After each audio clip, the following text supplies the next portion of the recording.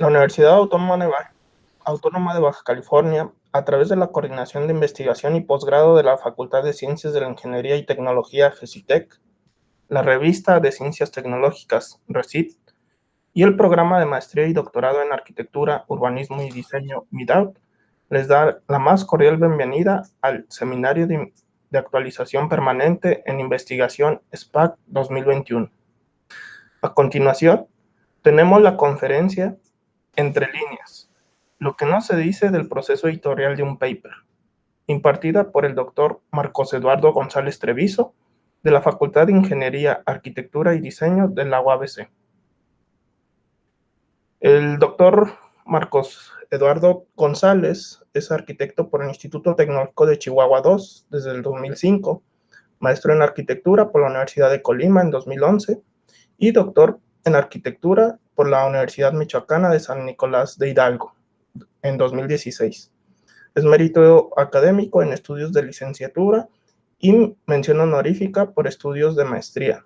Investigador nacional a nivel candidato del SNI en el periodo 2017 a actual. Es profesor investigador de tiempo completo de la Facultad de Ingeniería, Arquitectura y Diseño de la Universidad Autónoma de Baja California desde el 2016 a la fecha. Es miembro del cuerpo académico Arquitectura, Medio Ambiente y Energía y ha trabajado en proyectos de investigación desde el 2010. Ha sido colaborador como investigador en la Universidad de Colima. Ha participado como profesor visitante de diversos programas de posgrado nacionales con la publicación de artículos científicos, capítulos de libro y diversas ponencias nacionales e internacionales, abordando temas de interés en torno a la arquitectura y al medio ambiente. Es miembro del comité editorial de la revista Energy and Buildings de la editorial Elsevier. Pues bienvenido, Marcos, y pues damos paso a tu plática. Pues buenas tardes, un gusto estar entre amigos para dar esta pues, charla que espero que se torne pues ligera dentro del seminario de actualización en la investigación, este seminario permanente al que hacen favor de invitarme. Entonces les agradeceré mucho si me comentan si es visible mi presentación. Sí, ya se ve. Sí, Adelante. perfecto. Pues bueno, entonces retomamos. El motivo por el cual tengo el gusto de estar aquí con ustedes es hablar un poco sobre... Perdón, solo si la puedes poner en modo presentación. eh, un segundo, porque creo que sí lo tenía. Ok, voy a tratar de compartir de otra manera.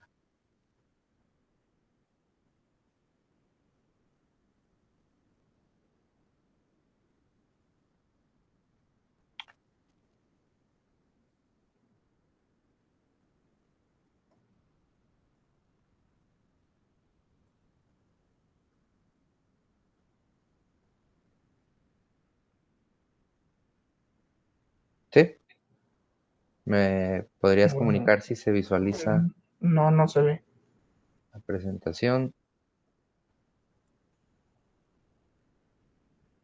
¿Sigue sin verse en este momento? No. No, no se ve. Dame un segundo.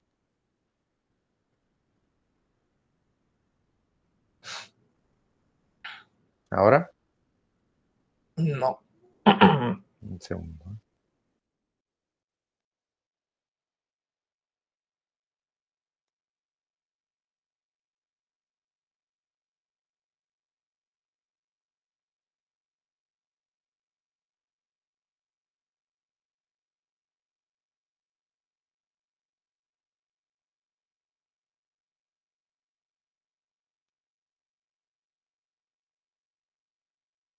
¿En este momento se ve?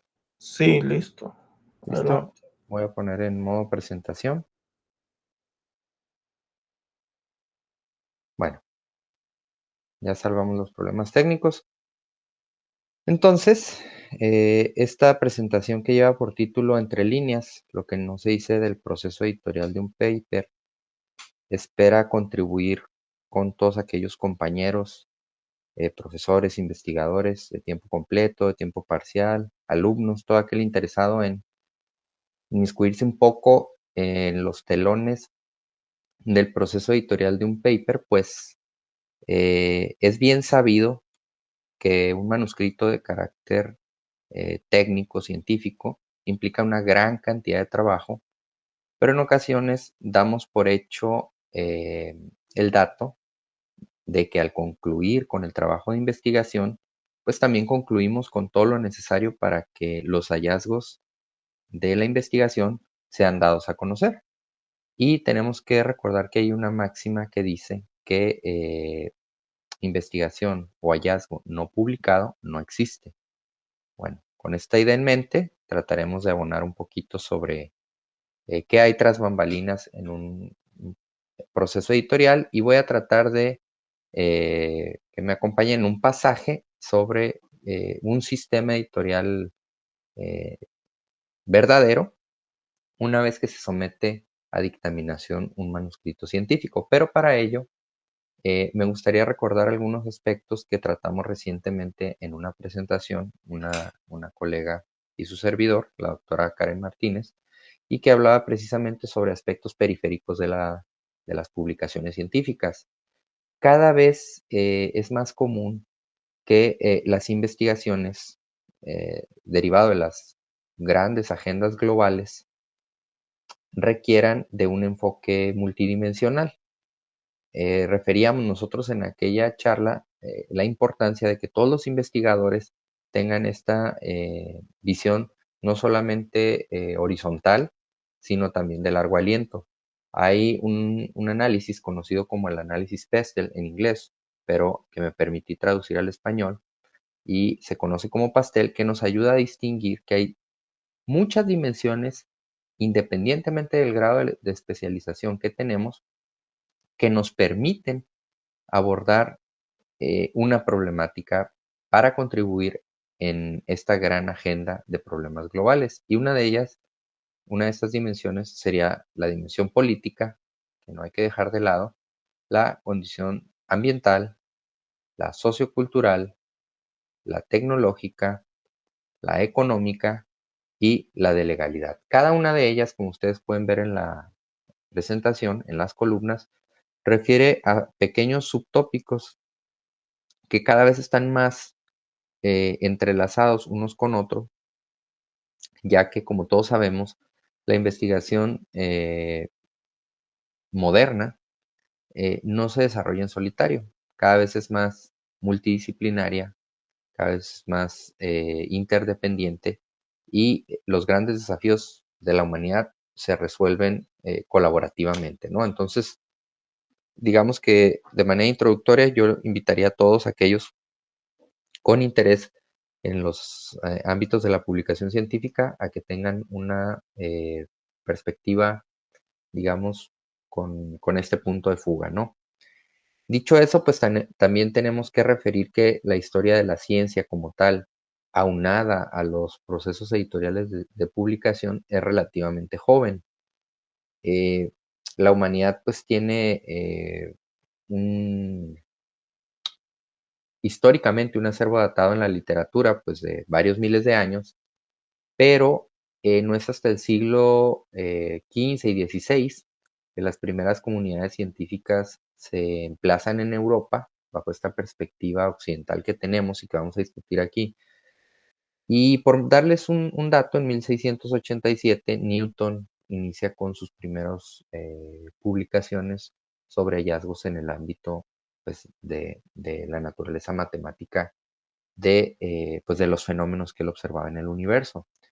Pero no es poca cosa porque a partir de ahí hemos tenido la posibilidad de avanzar de manera cuántica, de forma tal que estas contribuciones han dado pie a, como podrán ver del lado derecho de la presentación, pues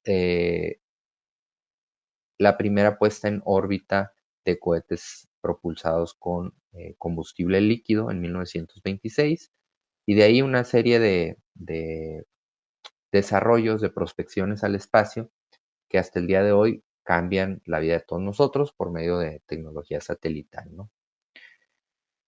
Si nosotros nos remontáramos en una línea del tiempo de la historia de la publicación científica, tendríamos que saber que existen distintos índices, pero digamos que aquí como vocero un poco, poniéndome en esa posición, tendría que decirles que las reminiscencias de la comunicación o del proceso editorial de la comunicación científica en todo su contexto tienen que ver con lo que en 1580 una familia protestante eh, que residía en Países Bajos, la familia Elsevier, em, inicia con unos trabajos de imprenta, de acopio, de acervo, de repositorio de literatura académica, con un distintivo muy interesante, ¿no? Que ellos se atrevían a publicar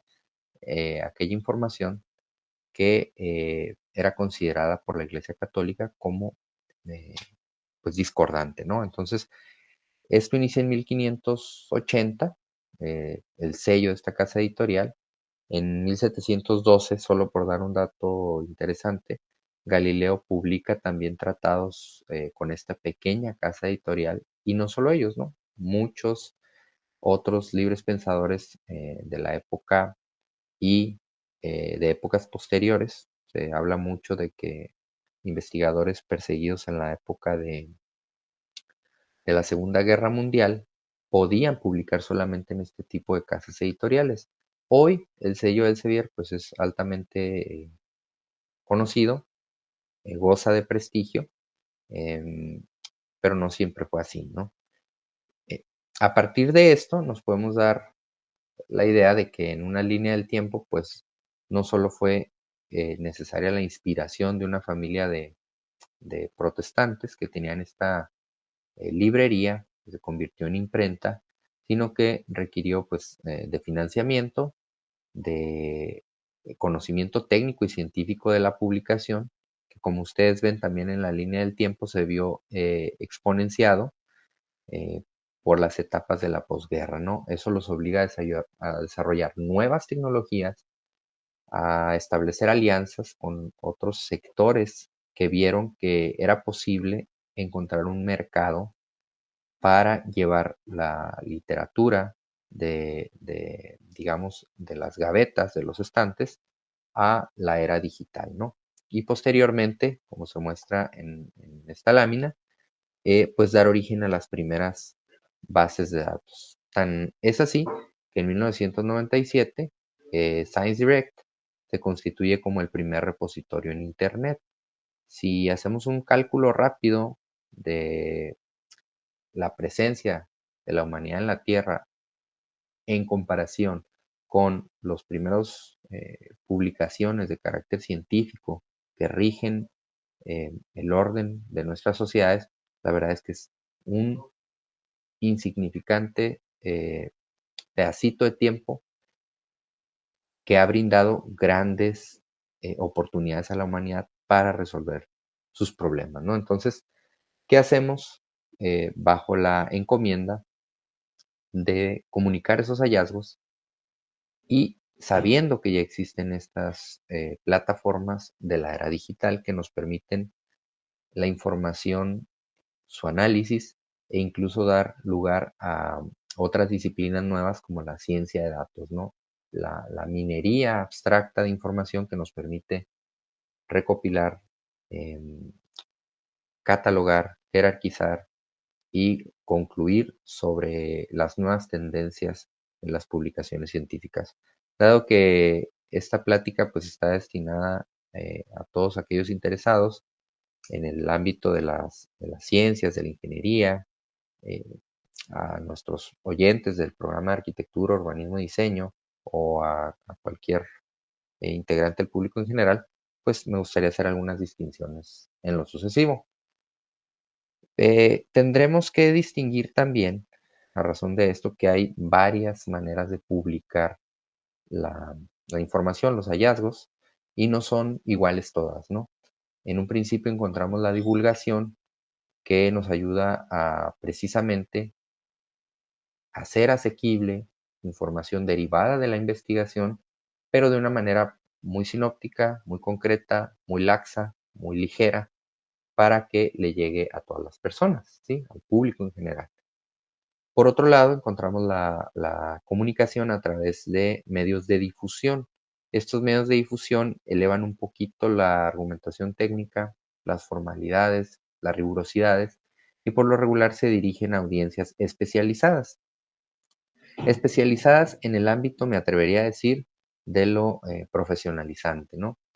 Es decir, gozan de una semántica propia de su área de conocimiento, pero no necesariamente están interesados en el conocimiento de punta o en los nuevos hallazgos para replicar experimentación, para llevar a la práctica otras investigaciones, sino muy probablemente enterarse de aspectos de avanzada en su campo de conocimiento.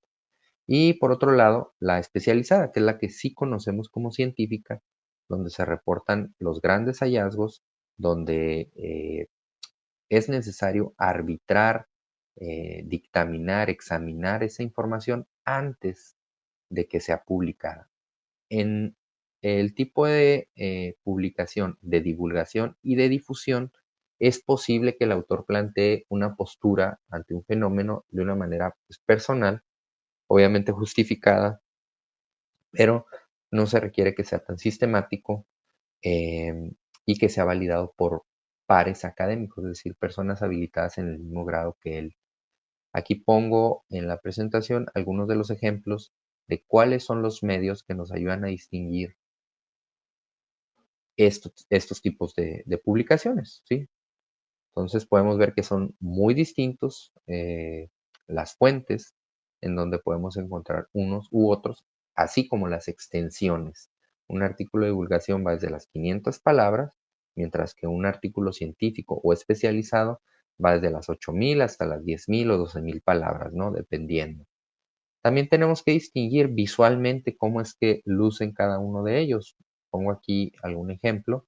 La literatura de divulgación, pues para el público en general, tiene aspectos más, digamos, mercantiles de la comunicación. Ustedes podrán distinguir en National Geographic la información de carácter profesionalizante o de difusión, aunque puede ser difusión de la ciencia, tiene aspectos que ya se acercan más a un perfil técnico, pero todavía dan pauta a eh, la fijación de posturas no necesariamente reconocidas por pares académicos. Puede ser incluso eh, eh, una columna de opinión, digamos, mientras que la información especializada o científica tiene un gran aparato, me atrevería yo a decir que el aparato más complejo de dictaminación de la información y no da lugar a esto que es tan escuchado hoy por hoy como las noticias falsas o la comunicación falsa,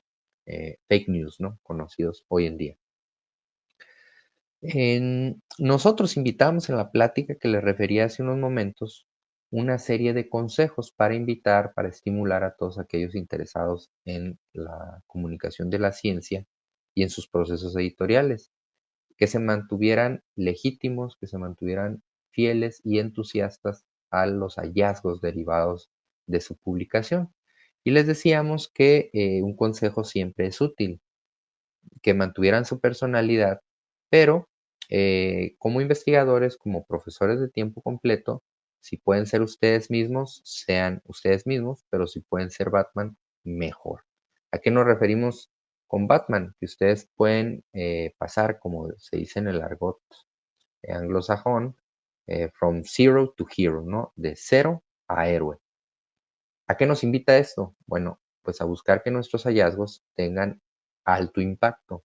Y para que estos hallazgos tengan alto impacto, nosotros nos tenemos que acercar a aquellas casas editoriales con una distinguida trayectoria, con un sistema robusto de, de comunicación y de arbitraje sobre todo, para que ese hallazgo pueda ser replicado, pueda ser reconocido y en última instancia cumpla con el propósito de la ciencia, que es solucionar los grandes problemas de la humanidad. Aquí se enlistan algunos, no son todos, pero me atrevería también a decir, me tomo la libertad de decir que son pues los más reconocidos por sus métricas. Unos seguramente son ubicados por algunos de los que nos escuchan en áreas de ingeniería, otros en áreas de la ciencia médica, otros en aspectos como lo denominan los editores de miscelánea, es decir, aceptan una multiplicidad de temas interesante y lo que es un hecho es que dan cabida a todas las expresiones y líneas de generación y aplicación del conocimiento que un investigador puede desarrollar. Es cuestión de elegir el medio correcto. Desafortunadamente, no es motivo de esta plática, pero voy a dar indicios o tangencialmente voy a hablar de ello.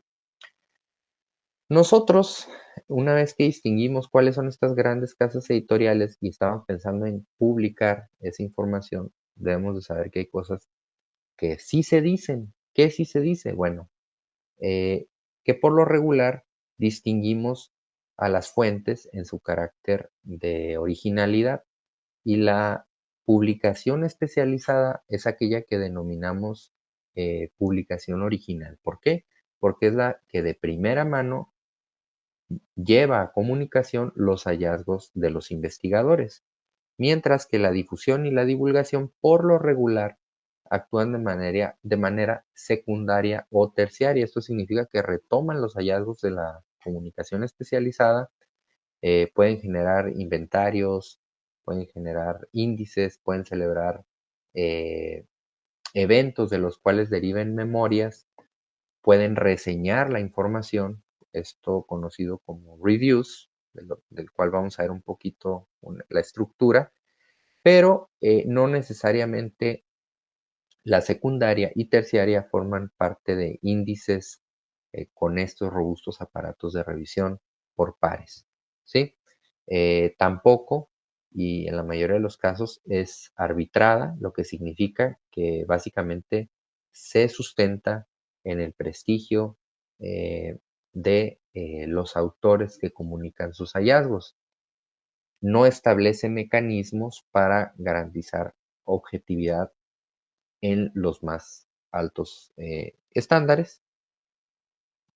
Una vez que distinguimos esto, debemos de saber que la publicación original tiene una anatomía eh, ya muy establecida, muy consistente, muy consolidada y que tiene más de 100 años, ¿sí?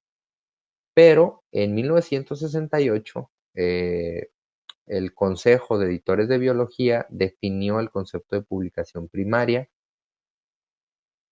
Palabras más, palabras menos, se refiere a lo que acabo de explicarles, pero lo que podemos ver de manera integral es que las publicaciones tienen una estructura que se conoce como una estructura IMRD, que es lo que ustedes ven en estos iconos a color y que nos invitan a todos aquellos que instrumentemos a referirnos en una estructura derivada del método científico, ¿no?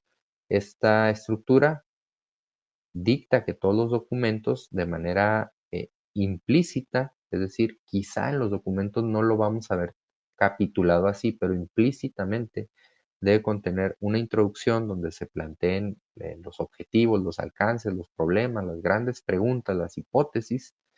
Después los métodos, donde se le explique al lector qué es lo que se va a hacer y cómo se va a hacer. Después una sección donde se reporten los resultados y adicionalmente un apartado donde se discuta para poner sobre relieve cuáles son los hallazgos propios de la investigación, porque recordemos que esta se denomina investigación original. Adicionalmente, hay dos iconos que ustedes ven aquí en gris que me he atrevido yo a incorporar para, digamos, especificar un poco, para que no quede de lado los aspectos de análisis que requieren los resultados y de conclusión que requiere la discusión.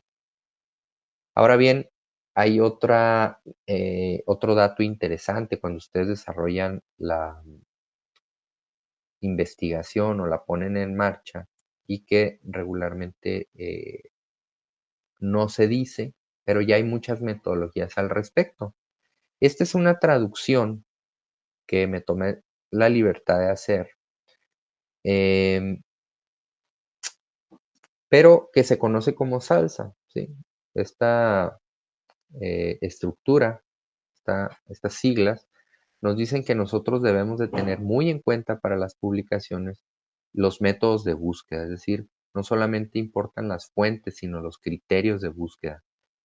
Luego, la evaluación de esos criterios de búsqueda.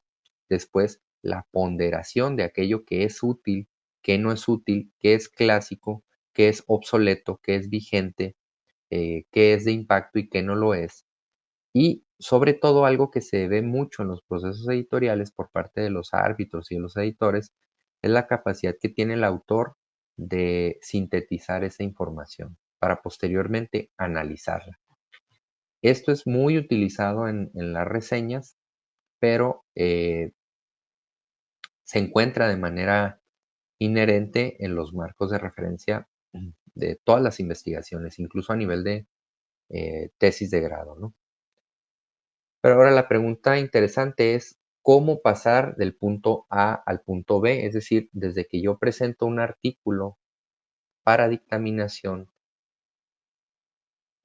por medio de algún sistema, de alguna plataforma, de algún envío, ¿cómo es posible que yo me dirija al editor, a los revisores, a los especialistas para presentar mi manuscrito y como ustedes pueden ver en las imágenes, que ese manuscrito también pueda ser evaluado, pueda ser corregido, pueda ser precisado y posteriormente, pues digamos, publicado, ¿no? Es decir, cómo yo paso de la presentación a la conformación de este manuscrito, el arbitraje que me implica ajustes, revisiones, sugerencias, eh, amplificaciones de algunos apartados de la versión a publicar y cómo se confecciona el producto editorial antes de que nosotros veamos en los repositorios digitales como el de ScienceDirect estos productos editoriales de la era digital, ¿no? Se dice fácil, pero es un gran camino que hay que recorrer, que puede tomar meses, ¿no? Desde que uno concluye su investigación hasta que ésta se publica. ¿Por qué? Bueno, pues porque si ustedes se quieren convertir en héroe, tienen que pasar por varias etapas y enfrentarse a varios villanos en apariencia, ¿no? Lo primero es tener en claro que hay cuestiones que para publicar no se nos dicen. No se nos dice que nosotros tenemos que convencer o persuadir al editor en jefe de aquella revista que es de nuestro interés para que considere que los tiempos de producción y arbitraje, que son finitos en su revista, merecen ser destinados a un artículo como el que nosotros presentamos. No se nos dice que debemos de tener por conocido cuáles son los editores asociados o los editores invitados que forman parte de un número especial al que quizá nosotros podemos aspirar a formar parte, porque es muy ad hoc a la investigación que desarrollamos o porque perfectamente coinciden los tiempos de publicación que nosotros queremos. Tampoco se nos dice que en muchas ocasiones los especialistas que nosotros conocemos y que creemos que van a arbitrar nuestro trabajo, en realidad pueden tener un conflicto de interés con la revisión de nuestros manuscritos, ¿sí? En muchas ocasiones hay revistas que en distintos grados de consolidación tampoco dicen cuáles son los detalles necesarios del proceso de arbitraje en sus guías de autores y cómo es que estos procesos de arbitraje, ya sean como se muestra en la columna de la izquierda, que es la publicación primaria y secundaria, que pueden ser arbitrajes a doble ciego o a ciego simple, ¿no? Ciego sencillo. Entonces, es muy interesante que nosotros distingamos que los tres tipos de información, primaria, secundaria o terciaria, tienen procesos editoriales muy distintos, ¿sí? En un proceso de información terciaria, pues digamos que no hay mucho que, digamos, tener en consideración, ya que son revisiones abiertas y son de carácter meramente editorial, no técnico ni científico. Entonces, dicho esto, me gustaría resumir de manera muy sencilla de qué consta el envío de una publicación científica. Y son, en esta estructura que yo propongo, 7 pasos, ¿no? El primero es, y para el caso de la Casa Elsevier, es la selección de la revista de interés. O sea, nosotros podemos encontrar distintas herramientas para seleccionar cuál es esa revista apropiada para publicar el tema que nosotros tenemos en desarrollo o recién concluido. Después tenemos que preparar el manuscrito, pero un error muy común que se comete es que el investigador prepara su manuscrito de una manera genérica, es decir, no tiene en cuenta las guías de autor del medio de publicación porque es común que ni siquiera lo haya seleccionado como medio objetivo. Tampoco es común que dentro de las guías de autores de Iberoamérica en general se solicite la figura de un autor de correspondencia. Este sería el paso 3. El autor de correspondencia es aquel que se encarga de tener todo tipo de comunicación con el cuerpo editorial o la cara editorial visible de la revista, ¿no? Con los árbitros, con el editor en jefe, con el editor asociado o con el editor invitado, ¿no? Para ello, pues hay que saber que se tiene que gestionar la información a través de una plataforma.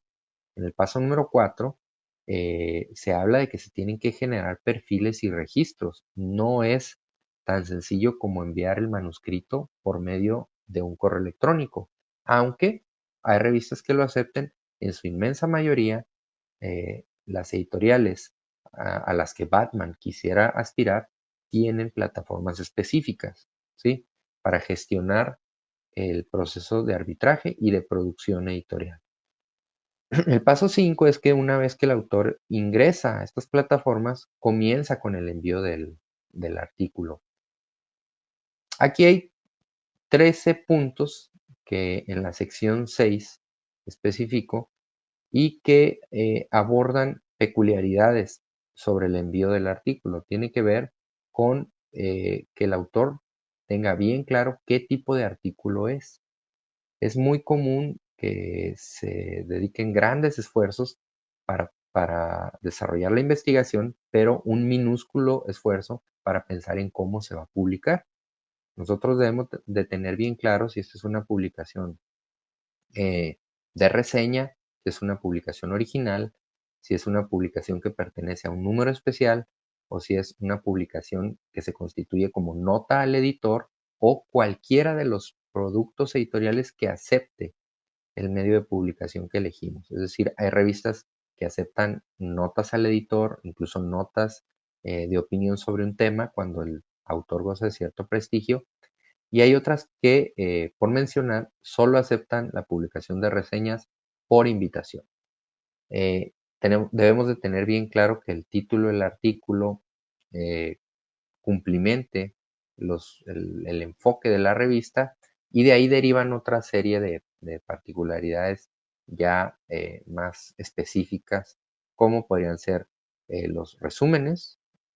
Ahora se pide cada vez más recurrentemente resúmenes visuales que conocemos como graphical abstracts y la clasificación y categoría del artículo.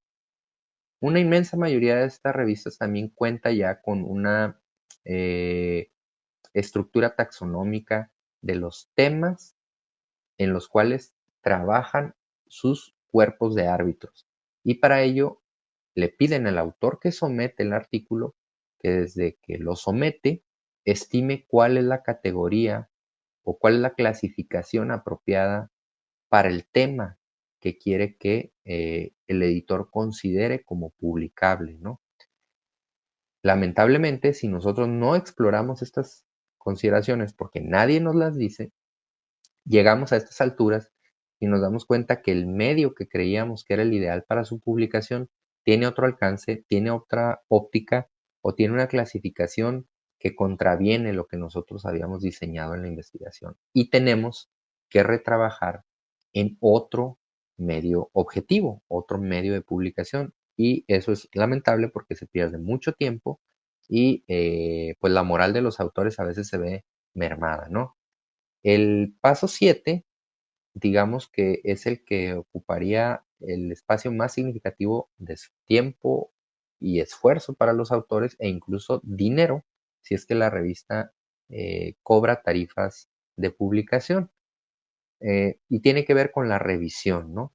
En esta revisión nosotros tenemos que presentar pues cartas de presentación, valga la redundancia, de nuestro artículo.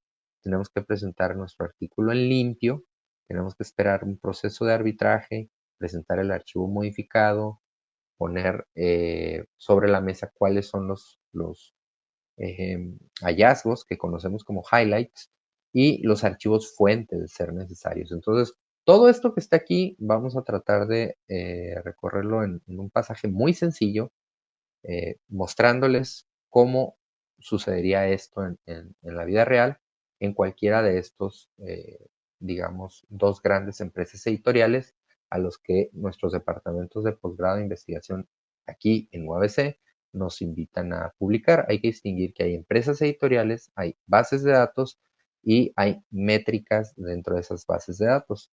Para todos es muy natural escuchar sobre publicaciones JCR o SJR, ¿no? Pero estas no son otra cosa que publicaciones que pertenecen a ciertas métricas de impacto, de indexación y de citación.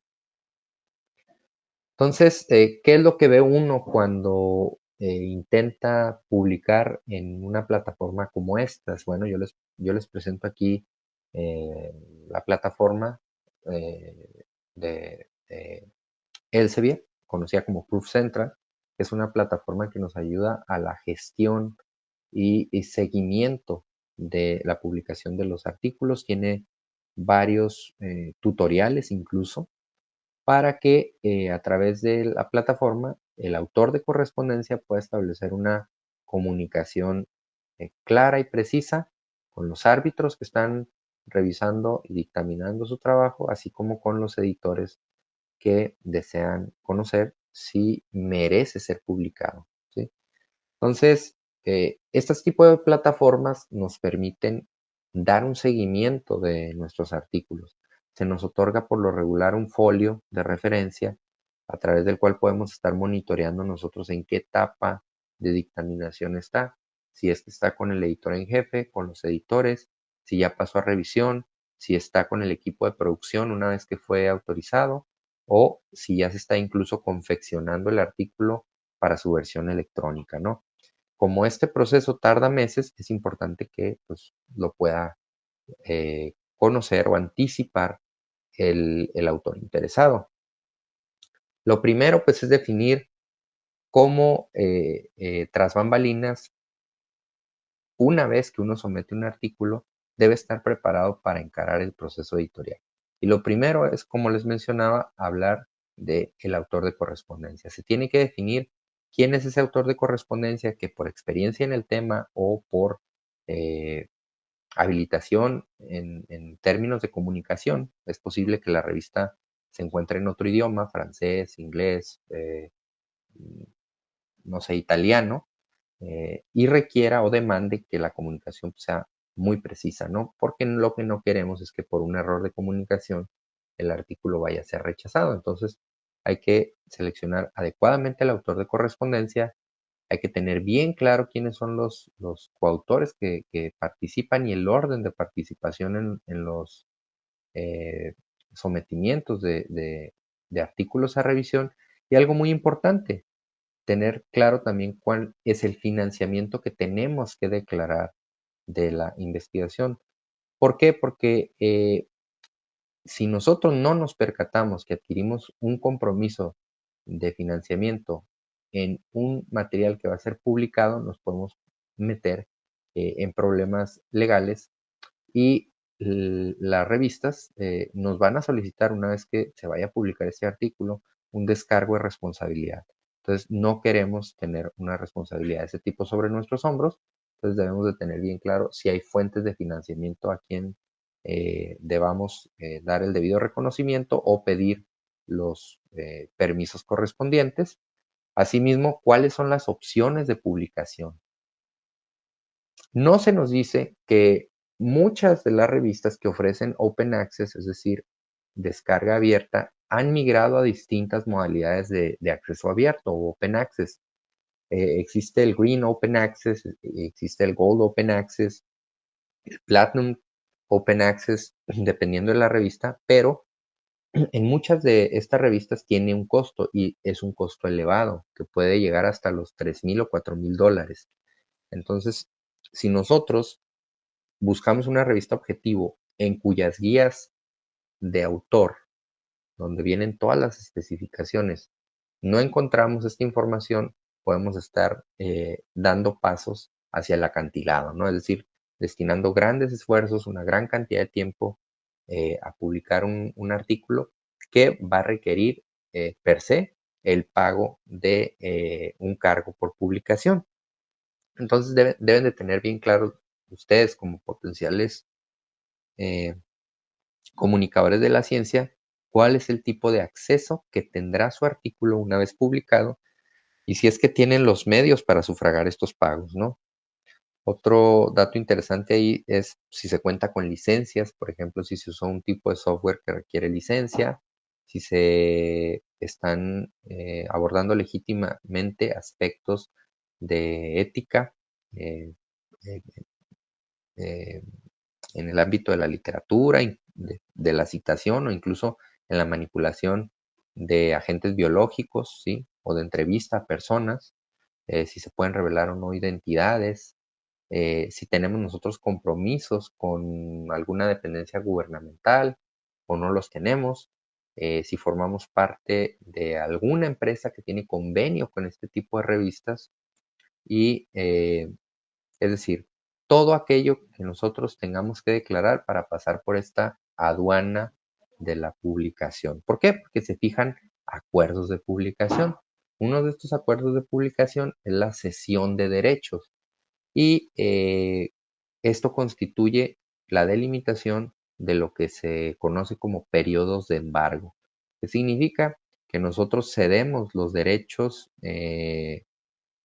de autor en términos de material complementario, de datos de investigación, de derechos de retransmisión del manuscrito por un tiempo determinado. Es decir, hay revistas que nos piden que nosotros no podamos divulgar o retransmitir esta información de manera masiva, dígase redes sociales, portales web institucionales, etcétera, libres, eh, y nos pueden definir que sea necesario esperar 24 meses, 48 meses, 72 meses, hasta que sea posible que nosotros divulguemos esa información una vez que la empresa editorial pudo, digamos, mercantilizar la información, porque a final de cuentas, perdón, son empresas, ¿no? Solamente que empresas editoriales.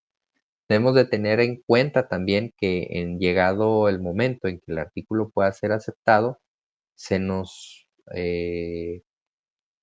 aborda por un departamento de producción editorial para ver cuál es la apariencia o el confeccionamiento que deseamos para la versión electrónica del artículo, así como para la versión impresa, y si es que queremos tener acceso al primer tiraje de esa versión impresa. Incluso le llaman resumen del pedido, ¿no? Como si uno adquiriera un producto en Amazon, pero en realidad lo que vas a adquirir es un producto editorial. Y finalmente, cuando el manuscrito está terminado, pues hay una confirmación sobre el número de pedido. Digamos que aquí es cuando se echan las campanas al viento porque fue aceptado el producto, se va a comunicar nuestro hallazgo y pues en el mejor de los casos va a tener alto impacto. Si tomamos las decisiones adecuadas, pues nosotros podemos tener eh, el financiamiento que nos permita que quizá esas figuras que creemos que van a llamar la atención del lector se publiquen a colores, que la versión digital pueda reportarle a los lectores información pues, más visual, incluso ya se habla mucho de los graphical abstracts, pero en video, ¿no? Subsanando todo esto, nosotros podemos decir que cumplimos la misión y podemos tener acceso a lo que se denomina como off-prints, que no es otra cosa que el primer tiraje de publicación en físico de estos artículos. Por lo regular se nos habla de un tiraje de entre 50 o 100 de estos productos que ustedes pueden conservar para la biblioteca de su facultad, de su instituto, para compartir entre colegas, pero cada vez que yo reviso esta información, me percato que ha perdido fuerza la impresión de productos editoriales. ¿Por qué? Pues porque estamos en una era digital y por lo regular uno menosprecia este tipo de servicios que aún se ofrecen, ¿no? Hay distintos usos que podemos hacer del material publicable y debemos de tenerlo bien claro cuando entablamos la comunicación con el cuerpo editorial de la revista. Puede ser un uso personal, puede ser un uso comercial, puede ser un uso institucional, pero esto debe de quedar bien claro y por lo regular tampoco se nos dice hasta que exploramos este tipo de plataformas. Entonces, todo aquello que no se nos dice no es que sea secreto, más bien está ahí, ¿sí? Pero es tarea de nosotros como potenciales autores de estos manuscritos eh, indagar, ¿no? Sobre cuál es, eh, sobre qué van a estar poniendo los ojos los editores. Mm, hay otro aspecto que debemos de conocer, se le conocen como pre-proofs, que son aquellos productos editoriales que más o menos lucen eh, eh, con una, digamos, imagen editorial previa a la producción sobre la cual cobra la revista. Es decir, eh, aquello que sí puedes divulgar porque no implica el trabajo de producción editorial de la revista Objetivo y más o menos tienen eh, un aspecto como este que muestro yo aquí. Tienen ciertas marcas de agua, no es la versión final, puede ser incluso la versión que tiene comentarios de los árbitros y esto no nos generaría problemas con la cesión de derechos. Esto nos ayudaría incluso a que en ciertos repositorios que son de acceso público, que son de acceso abierto, puedan ser descargados, ¿no? Para todos aquellos que no pueden pagar una suscripción. Entonces, en resumen, estos son los 7 pasos del proceso editorial que uno no va a encontrar flotando en el aire, pero que si uno se dedica a explorar predominantemente en las guías de autor, una vez que decidimos el medio de publicación, podemos encontrar, ¿no? Entonces, sería todo. Aquí está la bibliografía eh, de los medios o recursos que compartí y no me restaría más que agradecer su atención. Pongo a disposición mi correo electrónico eduardo.gonzalez35 uabc.edu.mx y pues me pongo a disposición de los organizadores de este seminario de actualización en la investigación. Sí, gracias Marcos. Precisamente yo en la plática que me tocó dentro de este evento, dentro de este seminario, hablaba de la importancia de leer la guía de autores. E incluso la misma guía de autores no te comenta todo el proceso por el que hay que pasar, ¿no? Para estas publicaciones. Bueno, también, pues vaya, este mismo proceso, a pesar de ser laborioso y de ser complejo, pues a muchas revistas pues les da la garantía, otro nivel de garantías en cuanto al nivel del producto, ¿no? Que se publica. En tu perspectiva, ¿qué consideras que sería el, la principal carencia para que haya mayor nivel en la investigación en México, más allá de pues de pronto los recursos económicos y de pronto los presupuestos para realizar investigación? ¿Por qué la gente no se anima, a pesar de tener un nivel importante en cuanto al conocimiento de una metodología de investigación? ¿Por qué no se animan a publicar digamos, en grandes ligas? Bueno, pues hay que reconocer algo. La tasa de aceptación de una revista cuartil 1, digamos, es más o menos del 18%. Entonces, solamente 18 de cada 100 papers llegan a ser publicados. En muchas ocasiones, el material publicado, incluso ya cuando lo vemos, contiene errores, ¿no? Pero es importante que los investigadores distingan que la ciencia es hecha por el hombre y para el hombre, y es tan falible como falible es el hombre. Yo noto, o me he percatado, pues en esta corta eh, carrera que hemos desarrollado como profesores investigadores, que lamentablemente tiene que ver mucho con algo que no debería de ser tan protagónico, que es el idioma. Yo me atrevo a decir que el idioma es esa gran barrera que inhibe a muchos de los investigadores. Y después, segundo, que definitivamente requiere mucho trabajo. No solamente en la etapa de preproducción, vamos a llamarle así, cuando tú estás trabajando para desarrollar una investigación, para encontrar ahí algo que reportar o algo digno de denominarse contribución en el campo de conocimiento, sino todo el trabajo de seguimiento a la publicación, que toma meses. Puede ser muy rápido si tu artículo es muy bueno, pero puede llegar a tomar incluso un año si los arbitrajes se postergan, si las observaciones son muchas, ¿no? Como ya ves que se puede distinguir entre una revisión mayor y una menor.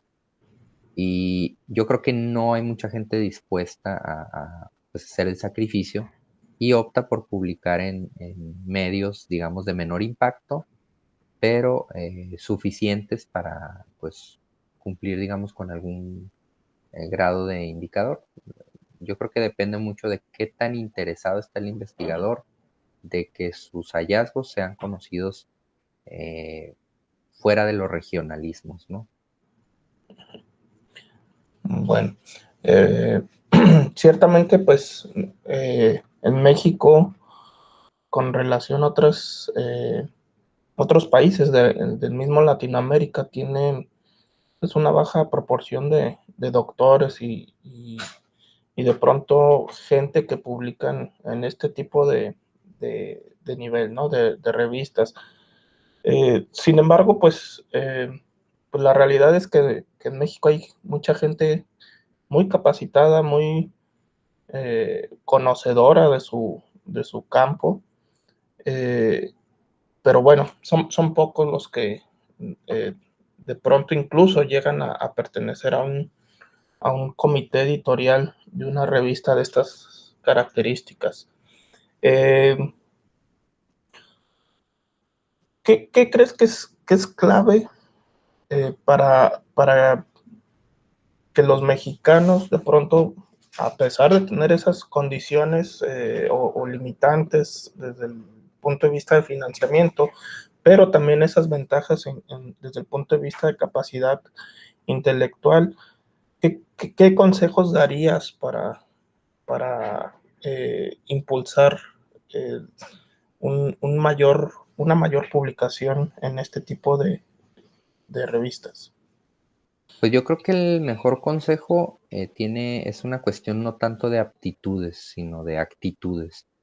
Y yo creo que un cambio de actitud minúsculo puede generar grandes cambios. Yo creo que un consejo, pues, muy elemental sería que se acerquen pues, con quien ellos consideren que publica en los medios en los que ellos desearían publicar, para que se den cuenta de que no es eh, nada del otro mundo. Es básicamente seguir otro método, es digamos el método editorial. Y una vez que conoces el método, pues lo puedes replicar, ¿no? Entonces, desde luego que requiere dedicación, pero yo creo que el trabajo sucio lo hace uno cuando saca adelante la investigación. Lo demás es perseverar, pues para que se comunique, ¿no? Entonces, sí, lamentablemente yo reconozco que hay colegas súper habilitados con todas las capacidades y que por alguna razón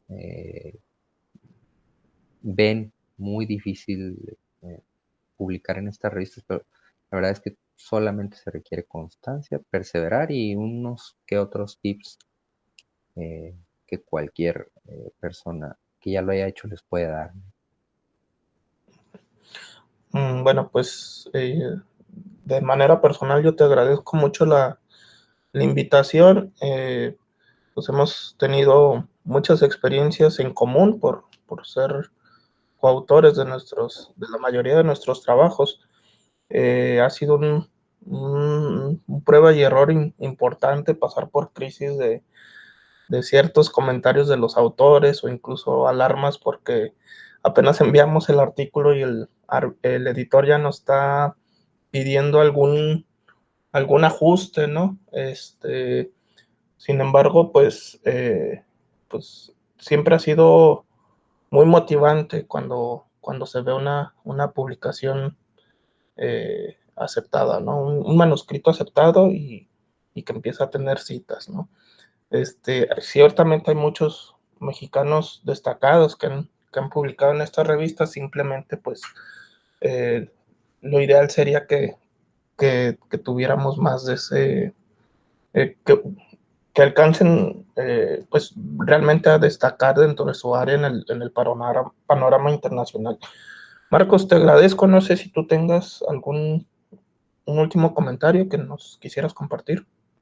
No, agradecerles, felicitarlos por tener este tipo de seminarios, invitar a la audiencia, que espero que sea vasta, a que cambie de actitud, ¿no? Y que crea que es posible que lo que hace puertas cerradas se pueda conocer en otras esferas, ¿no? Entonces, pues, nada más invitarlos y agradecerles a ustedes la invitación, felicitarlos por la organización del seminario. Bien, pues gracias a todos. Esperamos a seguir eh, viendo las diferentes conferencias de este SPAC 2021 y pues también invitarlos ahí en la página de YouTube, en el canal de YouTube de la revista. Tenemos publicado otros serie de eventos, foros, congresos, tanto el de internacional de ciencias tecnológicas como el de arquitectura y diseño en sus diferentes ediciones. También tenemos otras ediciones del mismo SPAC, entre muchas otras eventos, ¿no? Los invitamos a que le den una revisada al canal de YouTube y considero que hay mucha información de valor como esta plática que puede serles de utilidad. Pues agradecemos y nos vemos en la siguiente.